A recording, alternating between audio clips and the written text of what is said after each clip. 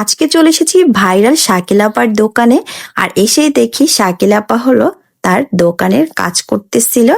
তার হাতের হাঁসের মাংস নাকি অনেক বেশি টেস্টি, তাই আজকে আমরা ট্রাই করার জন্য চলে এসেছি শাকিল আপার দোকান। আসসালামু আলাইকুম, কেমন আছেন সবাই? প্রথম পার্ট ভিডিওতে সবাই অলরেডি দেখে ফেলেছেন, এটা হলো সেকেন্ড পার্ট ভিডিও। তো ভিডিওটা যেহেতু লং হয়ে যাবে তাই দুই ভাগে করে কিন্তু আমি ভিডিওটা ছাড়তেছি আপনাদের দেখার সুবিধার্থে। তো এবার হলো আমি একটা শান্ত গরু পেয়ে গিয়েছি, আর ও কিন্তু অনেক আদর খেতে চাচ্ছিল, তো ওকে হলো আমি অনেকক্ষণ আদর করেছি। দেন আরো একটা গরু ধরার জন্য চলে এসেছি, আর আমি একটু ভয়ও পাচ্ছিলাম।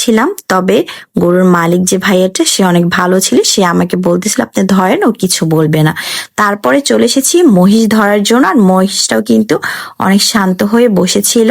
দেন তারপরে আমরা আরো কিছু গরু ছিল বড় বড়, সেগুলো দেখার জন্য আমরা চলে এসেছি। এই গরুটাকে আমি একটু ধরার জন্য ট্রাই করতেছিলাম, বাট ও কিন্তু বারবার মাথা নাড়া ছিল, আর আমারও অনেক বেশি ভয় লাগতেছিল। তবে আমার হাজবেন্ড বলতেছিল ধরো, কিছু বলবে না, কিন্তু আমি বারবার এত ভয় পাচ্ছিলাম, যার কারণে আমি কিন্তু চলে এসেছি। তো বললাম তুমি ধরো, তো সে বলতেছে দেখো আমি ধরে দেখাই। তো সেও কিন্তু ধরতে পারেনি, তো কাউকে কিন্তু আদর করতে দিচ্ছিল না। দেন তারপরে আমরা ফাইনালি আরো একটা শান্ত গরু পেয়েছি, যেটা কিনা একদম শান্ত ছিল। তো আমার ছেলে গরুটাকে আদর করছে, কারণ ও কোনো গরু আদর করতে পারেনি তেমন, কারণ সব গরুগুলো একটু পাগলা টাইপের ছিল। তো এই গরুটা অনেক বেশি শান্ত ছিল। তো এরপর হলো আমার খালাতো বোন আর ওর হাজবেন্ডের সাথে দেখা হয়ে গিয়েছে আমাদের। আমরা সবাই মিলে ঘুরে ঘুরে দেখতেছিলাম। দেন এখন আমরা চলে এসেছি ভেড়া দেখার জন্য। তো ভাইয়া বলতেছিল চলেন আপু আমরা ভেড়া দেখতে যাই, যদি এখানে দামে বনে একটা নিয়ে নিব। বাট দুঃখের বিষয় এখানে ভেড়াগুলো একটাও বিক্রি করবে না, কারণ এখনো যেহেতু মেলা চলতেছে, তো এর জন্য আসলে তারা বিক্রি করবে না। এবার হলো আমরা সবাই মিলে বের হয়ে গিয়েছি 300 ফিট যাওয়ার উদ্দেশ্যে।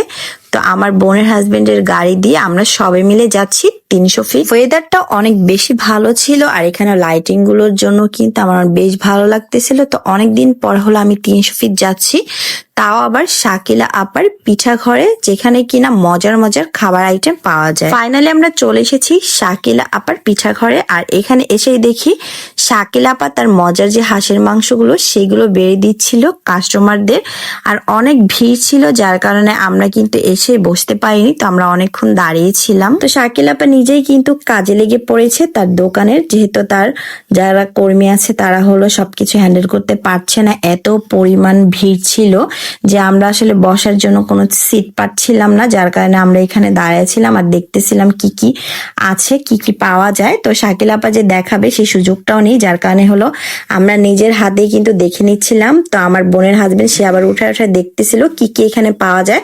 তো গরু, মুরগি, হাঁস, চাপটি, রুটি সবকিছুই পাওয়া যায়, সাথে খিচুড়িও পাওয়া যায়। আমার বোনের হাজবেন্ড শাকিল আপার সাথে একটু দুষ্টামি করতেছিল, তো আমরা সবাই মিলে শাকিল আপার সাথে কথা বলতেছিলাম আর বললাম আমাদেরকে বসার জন্য ব্যবস্থা করে দিতে। সে আবার তার কর্মীদেরকে বলে দিয়েছে।